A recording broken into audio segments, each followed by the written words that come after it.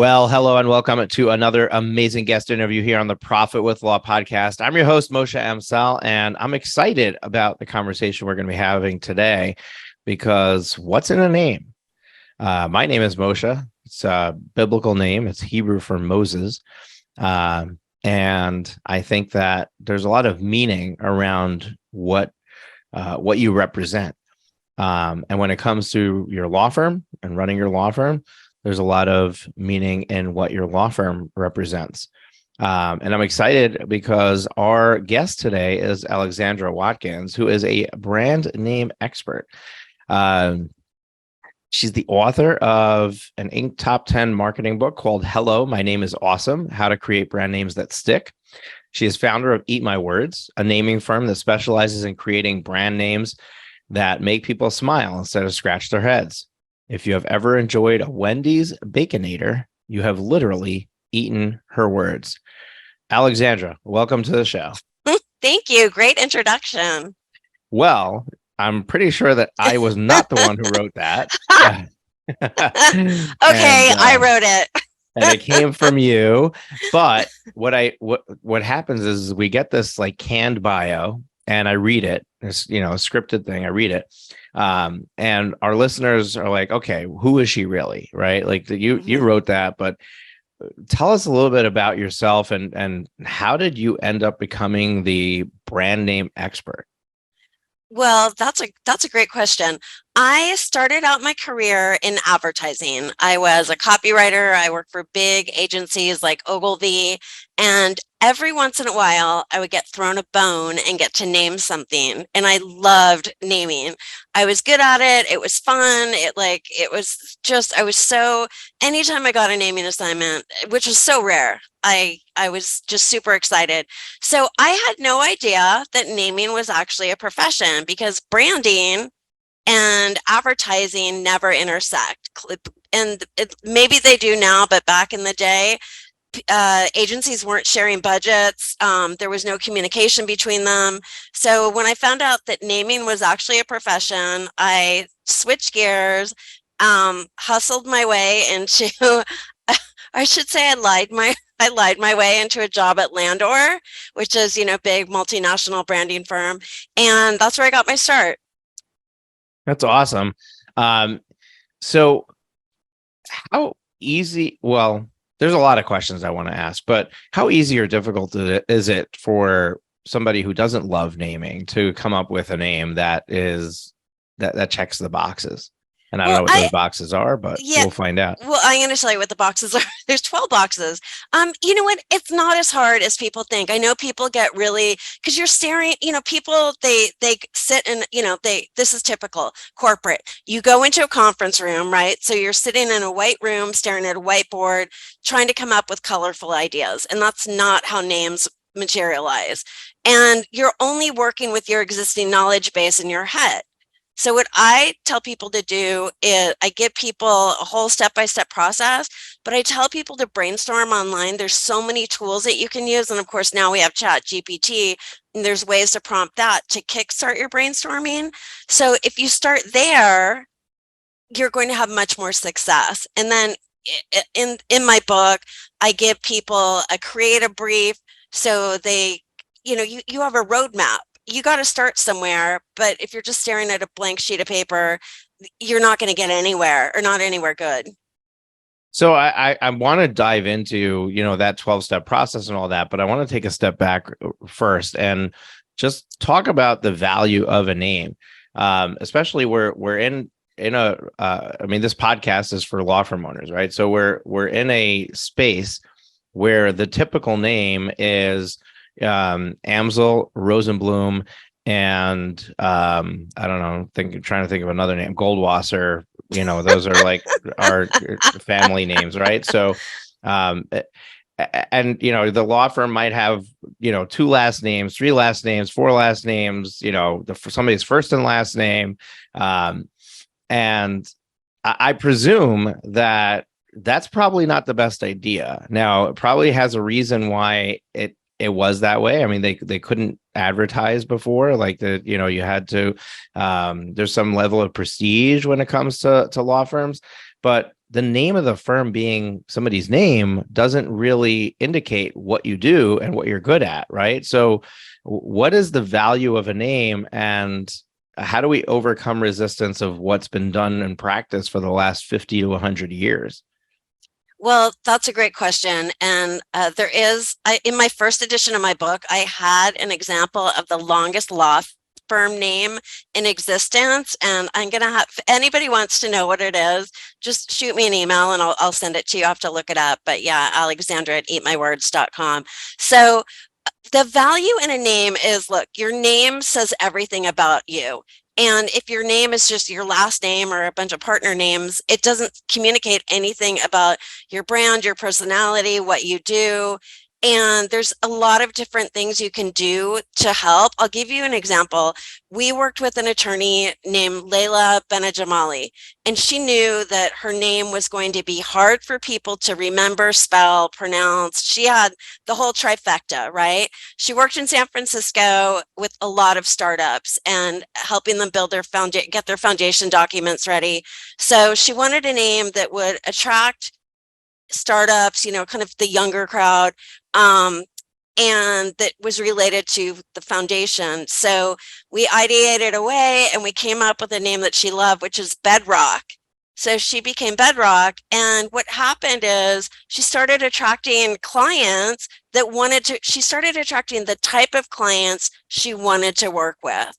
And it was like magical what happened. And that is what happens when you have a name that expresses who you are. And let's say you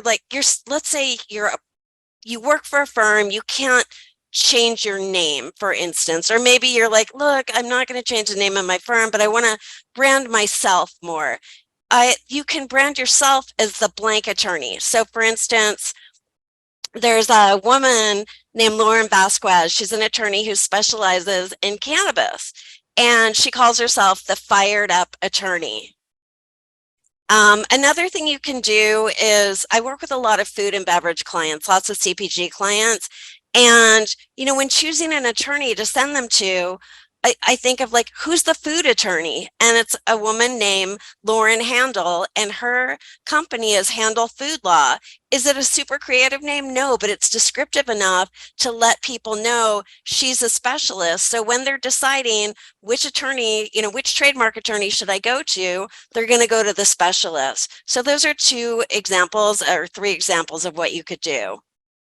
Yeah, I love that. And one of the things that I've learned, and you tell me whether this is good practice or not, but one of the things that I've learned with marketing is sometimes we try to get too creative, and we lose people in that process. And it's sometimes a lot easier to just call it what it is. Like, we run a conference, we call it the Law Firm Growth Summit. I have a brand, I call it Profit with Law. And we came up with a framework for our clients to follow, and we called it the Law Firm Growth Formula. Now, in all fairness, I put in a trademark application for Law Firm Growth Formula, and it came back as being too much in likeness to Law Firm Growth Coach, which I don't know how that all works, but my lawyers tell me that I need to come up with a new name for it, because I'm not going to be able to trademark that one. So I think that sometimes the simplest name is the easiest one. Like in your startup client's example, like Startup Legal. Maybe that's just perfectly good name for what you're trying to attract. Mm-hmm. Yeah, it is. I mean, if you're trying to express so Startup Legal, it's very straightforward. If you are trying to express your personality, and when you complete your creative brief, one of the things you talk about is, you write down, is what is the personality of your brand. And if you want a more creative or playful name, you're going to want something like Bedrock versus something much more serious. We named a litigation firm in San Francisco that specializes in, they work in really disruptive and fringe industries like cannabis. They're going to get into the psychedelics as those become legal. crypto, kind of some more of the like uncomfortable subjects. So they're shaking things up. So we name them tectonic, and works great for San Francisco, earthquake country. So another firm we named, and then sometimes we do just something really that gives you a brand personality or a brand name that's not your name. We named an employment law firm Fusion Law. And like Fusion, it's not offensive or anything, but it's memorable. And we named another one. This guy, he works with startups, and he's a big environmental advocate and does a lot of environmental law. So he needed a name that worked for both. And we love those type of assignments because they're really challenging. So we came up with the name Terrain Legal, because he helps you navigate the terrain. Obviously it works for environment. And then for startups, he helps you navigate the terrain of being a startup. Yeah, I've got a friend that I'm connected with, John Risby. I don't know if you've heard of him, but his law firm is the Patent Professor. Oh, I love that. And and he talks a lot on social about how like the name of his business is really what the driving force behind his success, because when somebody's looking for a patent attorney and they get 5 firms that have some unknown name that maybe you could or can't pronounce, and then you've got the Patent Professor, which one are you going to check out? Exactly. And I tell people, imagine your name in a directory, right? I mean, hopefully everybody's old enough to remember what a phone book is, but whatever directory you're in, obviously lawyers are in directories. Imagine your name in that mix, and like, is it going to stand out? And my business name is Eat My Words. And if somebody is looking to name their food or beverage company or product, they're going to gravitate towards us because we have a name with eat in it. So yeah, I highly recommend having a name that's distinctive and says something about your personality or your profession. Yeah. So now that we established how important a name is, and that you really should move away from the owner or partner and go more towards the client you're trying to attract.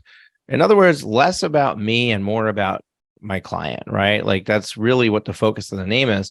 You had mentioned, and I don't know if you were being facetious or if it's really this, but 12 steps or 12 boxes to check.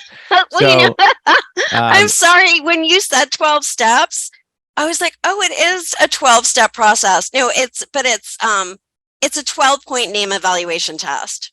Okay. So do you mind walking me through those 12 points briefly? Like what are we looking for? Sure.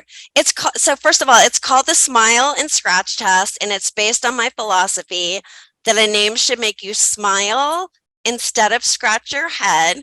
It doesn't need to make you laugh, but it just needs to create a smile in your mind. Like you get it. Like with the fired up attorney, right? Cannabis, I get it, right? It makes people smile. And that when that happens, it's like something's clicking in your brain. You're having a great positive experience. There's a little jolt of dopamine, and it's going to help you. It's going to help aid in memory. So SMILE is an acronym for the 5 qualities that make a name awesome, and SCRATCH is an acronym for when to scratch it off the list because it makes you scratch your head, makes other people scratch their head. So the S in SMILE stands for suggestive. It's not the legal term of suggestive, and it's not the naughty term of suggestive. It simply means your name suggests something about who you are, what you do, right? So terrain is a good example for that, environmental law. The M in SMILE stands for memorable. What makes something memorable? If something already exists in our knowledge base, it's going to be easier to remember. Case in point, bedrock, right? We all know bedrock from the Flintstones, whereas Layla Benajamali, that's not in our existing knowledge base. So it's going to be harder to recall it later from our brain's dusty filing cabinet. Now think about your profession. You're just like me. Not everybody needs a name all the time. Not everybody needs an attorney all the time. So you need something that they can remember later and recall it with ease. So that's where memorable comes in. The I in smile stands for imagery, and that also aids in memory. If people can, when they hear it, if they can picture something in their head, let's go back to bedrock. That's an easy one. We have the imagery of, I don't know if you're Fred Flintstone, Barney Flintstone, Wilma, Betty, Dino. There's so many different images to help you remember it. Does that all make sense? Yeah, it does. It does. What I mean, for somebody who's lacks creativity, like me, how do I come up with something like that? Like, I mean, for example, the law firm growth formula, right? How do I turn that into a better name that invokes imagery and and still still indicates what it is? Well, I think the way to do it, I'll give you an example. I don't know, Joey Vitale, the amazing Well, trademark attorney. he's my trademark attorney. Okay, he's my trademark attorney too. I send Joey business constantly. He's an amazing trademark attorney. I love his firm. I love his team. So Joey has another business, and it was called the Business Growth Advantage, it said what it was, but it didn't have this great personality to it. And he wanted something that was kind of more memorable. So I came up with the name Skybreaker. Mm-hmm. And it's all about breaking through, right? It's aspirational. When you hear it, you can imagine breaking through the clouds, right? Like reaching higher. And his tagline is helping your team crush it, which is great, right? So when you fill out your creative briefer, I have an online course too, where you go through the step-by-step process. You're starting to identify things about your business. And then what I suggest people do is look for metaphors. So you can use Chat GPT for this. So let's say you are, let's go back to cannabis, right? So you could say, give me words related to cannabis, right? And so that's a place to start. We did a woman who's a PR professional, again, like us, a B2B business service provider, PR professional named Lynette Hoy. Her name said nothing about her, but she was a really fiery woman. So I played off of that and I started ideating around fire, and I came up with, and we've all heard of Firewalker. So I came up with Fire Talker. So she's Fire Talker PR. Her tagline was hot on the press. She calls herself the fire chief, and she works in the firehouse. So she has a theme song, Fire by the Ohio Players. She has packages like Controlled Burn and Firestarter. So that's what you can do. And by the way, that's the L in Smile stands for legs. And that's a name with legs because it lends itself to a theme that you can have a lot of fun with. And that's like Skybreaker with helping your team crush it. And you see the lightning bolt like that. That's a name that has great legs because you can run, pardon the pun, you can run with it. Got it. Does the theme or the thing that might have legs, does that have to do with something related to your business, or is it just No, not at all. No, you could let's say you had a theme of music, right? You just pick any random theme. So let's say the theme is music, and I'm just making this up on the fly. You called yourself not lyrical. I don't know. Sorry, I can't. Sometimes I can't be a circus animal and perform on command. right? But let's say you had a name that had something to do with music, right? Okay. Then you could have a tagline, something about orchestrating your blah, blah, blah.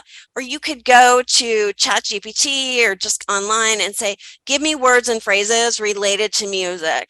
And that's where I go. And then suddenly your packages, right? Maybe you have 3 different levels of service packages.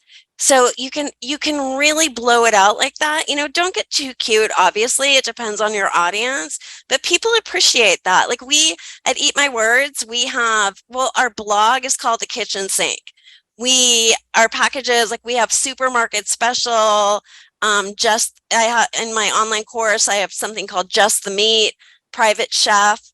So, we just have fun with it, and it doesn't just have to be words.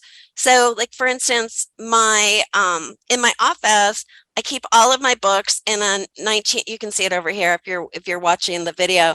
I keep all of my books in this pink 1950s refrigerator, and I call them my cool books. And then the pink fridge is also my business card. It's a little card that opens up, and so that's our icon. So it doesn't have to just be limited to words. You can extend your brand theme, through giveaways, through promotions, trade shows.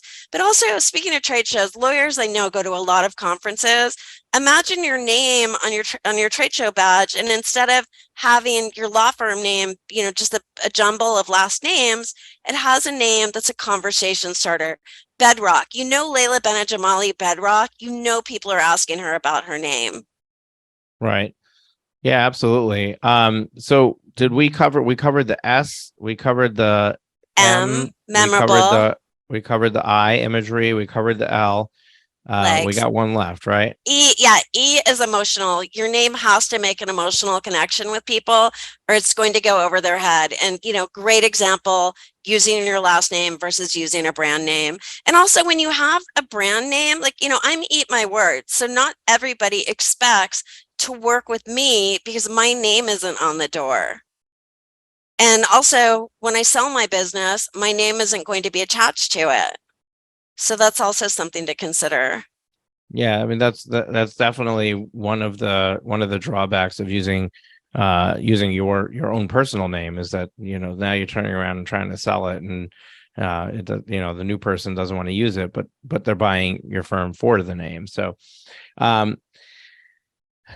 if for my business, for example, we focus on profit. So money is can we use money as a theme for our Yes. name? Yes. Money has Yes. legs. Look, I record about 2 podcasts a week. And so I see a lot of podcast names. And yours is, I like Profit. When I saw Profit for Law, I was like, yes, that tells me exactly what this podcast is about. And so, yeah, money is definitely a theme. And there's like, what I love about money is you like at Eat My Words, we talk about, making dough, or how many clams, or, there's all this lettuce. There's so many slang words for money. And again, just go in ChatGPT or Google, what are slang words for money? But yeah, money is a great theme. Yeah. Making it rain. Yeah, I'm wondering, like, because when we're naming programs, things that we're selling, things we're doing, like we can really lean into that and just create those legs off of that profit or that money theme. Wait, I have an idea. I have an idea for you. Sorry to interrupt, because my brain is like a popcorn machine. Okay. The other day I was at, I don't know what store, but I saw one of those machines where you put in all the dollar bills and then you shoot it, like the Making It Rain. Like, that would be so much fun for you to do. Like, if you were recording a video or something, or have your daughter Mimi in the background doing it. I think that would be awesome. Yeah. It's funny because we had that. I think that when we recorded our YouTube videos down in Florida, the videographer wanted to try something like that. So and now I lost my train of thought because your popcorn machine went off. But so one of the challenges that I have is so let's say I go down that theme, how do I let lawyers know that they're my target market, right? Like, I have to continue to say law firm and everything, which makes it very hard to create that uniqueness, right? No, because look at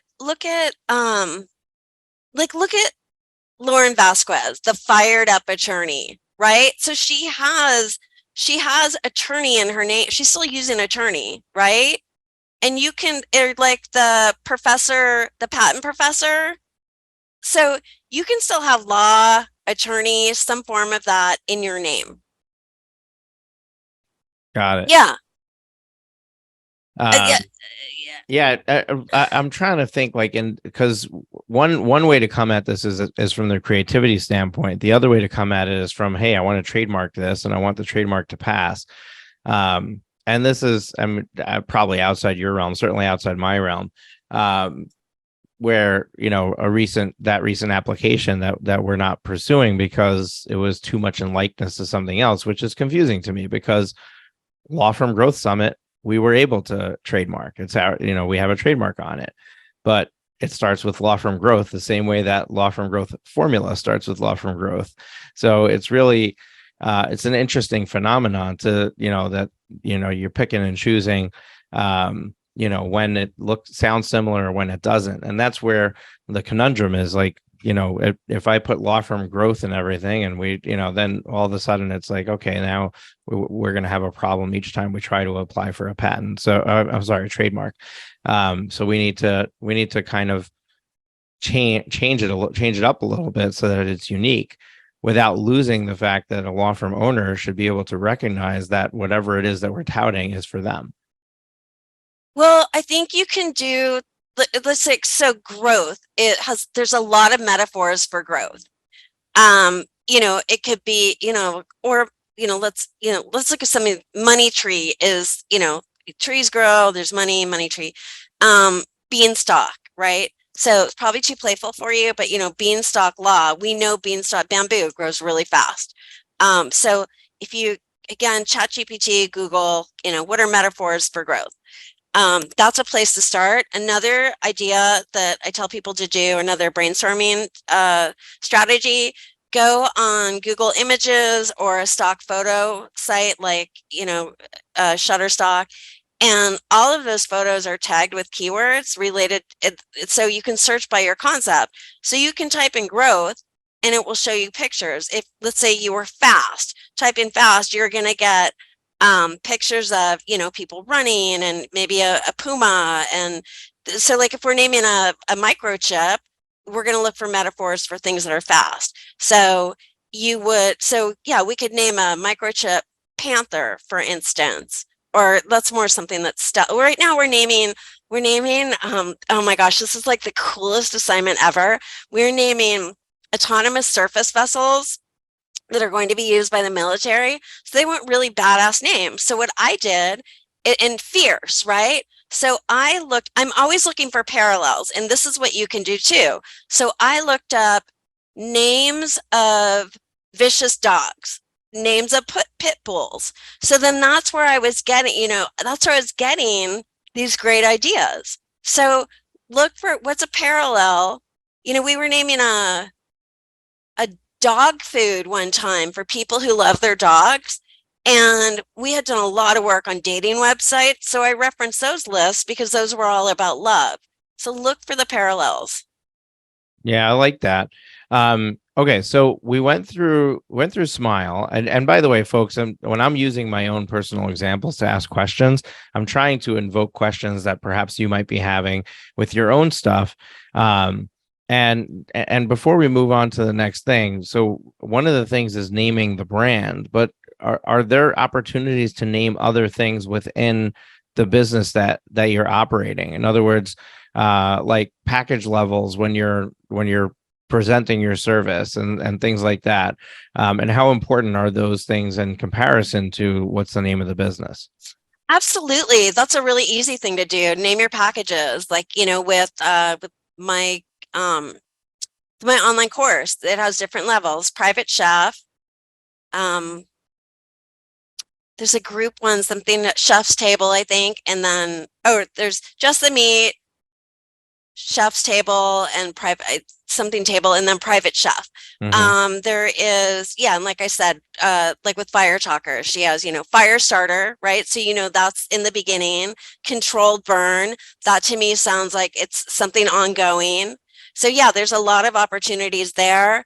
You can, but really do, like, when people come to your office and they want your Wi-Fi, name your Wi-Fi network something other than the name of your business. Name it something cool or something related, or have your password be something. So if you went to like at Eat My Words, our office is called Candyland. And that's the, nickname. And so the guest password is always some kind of candy, right? Might be Twizzlers with, the I is a exclamation mark. So that's something you can do. If you have a conference room or conference rooms, you can name those. In my book, I have a whole section on corporate creativity where I give examples of ways people have named, like corporations with cool names. Etsy, for instance, names their conference rooms mashups of food and musicians. So they have Fleetwood Mac and Cheese, Nine Inch Snails, Oreo Speedwagon, right? So don't be shy, right? You can have fun. People appreciate it. If you're trying to attract employees, it helps, oh, we're going to go meet in, whatever, in Snickers, like we could have a conference room called Snickers.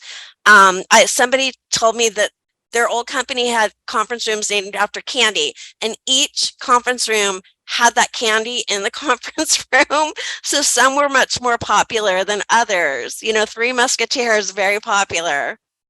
Yeah, that's cute, and interesting, fascinating.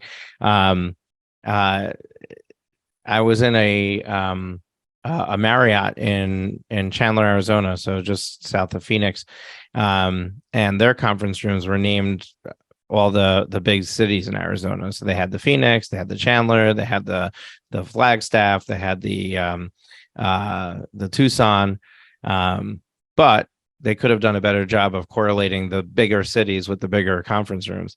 But yeah, I understand. I understand what you're saying.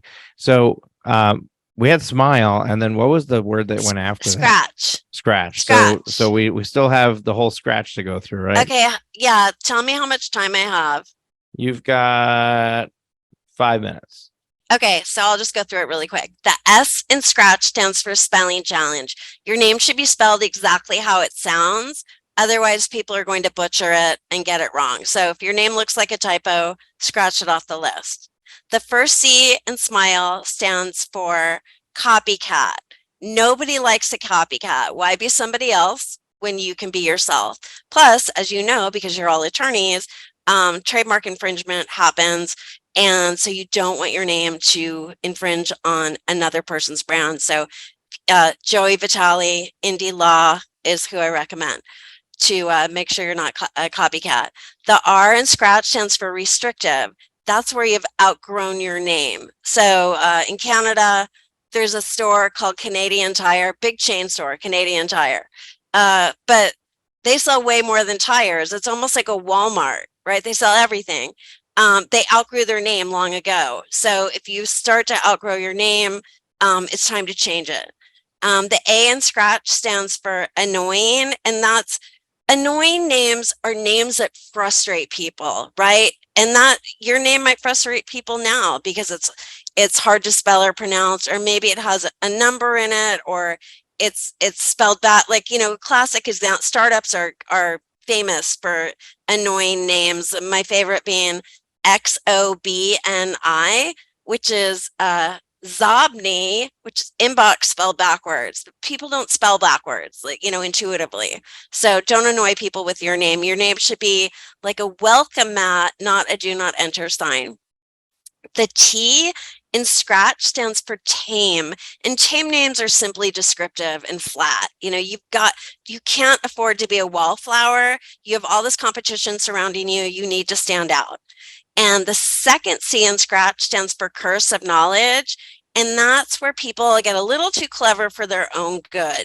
They use a foreign name, so it means something in a different language, and people, you know what it means, but nobody else does. So be careful with those.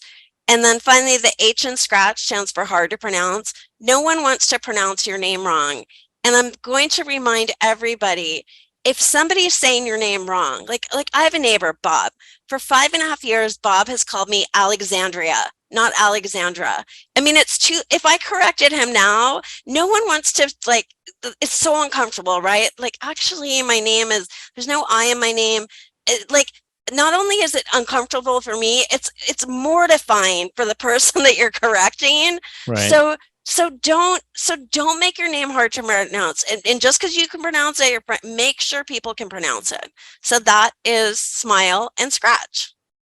Oh, and if anybody wants to run a name through the 12 steps, there's you can test a name on my website, eatmywords.com. Just click on test a name, and it will walk you through the process and ask you questions along the way and give you advice. And then you can, email, submit it. And then if you want more, information about your name, just let me know, and I will give you my opinion. Awesome, Alexandra, you're way too kind, and we're going to link that up in the show notes for you guys. So it's in the description of the podcast episode that you're listening to right now in the resources section. You can also find it at profitwithlaw.com, where we take every episode and turn it into a blog post. We make the show notes a great read. We also have a resources section in that post for you to go ahead and click the links. You don't have to remember the links we shared during this interview. Alexandra, as we pull this conversation to a close, I want to leave you with two final questions. The first is, what is one parting piece of wisdom or advice you'd like to share with our listeners? And the second is, where can they go to find out more about you, learn more, learn how to take the next steps with you, if that's something they want to do? And I think you kind of answered that second one already, but we'll let you repeat it again to close the show out. Okay, and my piece of advice is be fearless, and don't think that you have to follow the pack. If you want to stand out like the patent professor, be bold.